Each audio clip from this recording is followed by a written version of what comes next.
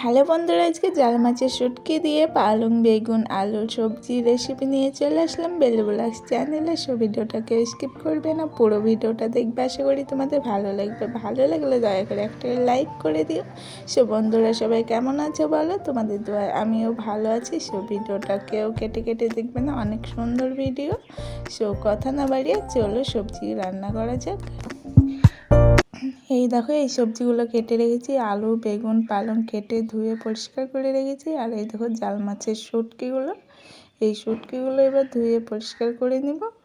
উনুনে কড়া দিয়ে দেবো। কড়াটা দিতে গেলে সর্ষের তেল দিয়ে দিলাম। তেলটা গরম হয়ে গেলে পেঁয়াজ কুচি আর রসুন চাঁচা আর লঙ্কা কাটা সব একসঙ্গে দিয়ে দিলাম।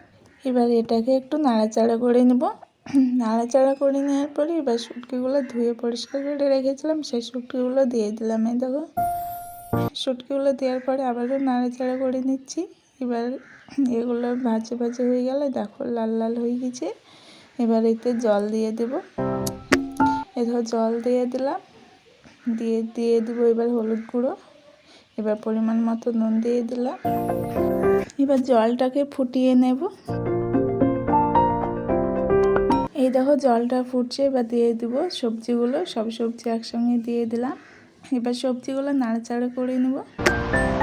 ভালোভাবে নাড়াচাড়া করে নেওয়ার পরে এবার ঢাকা দিয়ে রাখবো 10 মিনিট সেদ্ধ করার জন্য। এদের ঢাকা দিয়ে রাখলাম। 10 মিনিট পরে ঢাকনাটা তুলে নিচ্ছি। দেখো এই দেখো সব সবজি সেদ্ধ হয়ে গেছে। দিয়ে এবার নাড়াচাড়া করে নেব একটু।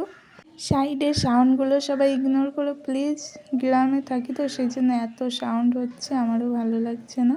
রান্নাটা প্রায় হয়ে এসেছে। এবার দিয়ে দেবো জিরে গুঁড়ো। এই দেখো জিরে গুঁড়ো দিয়ে দিলাম।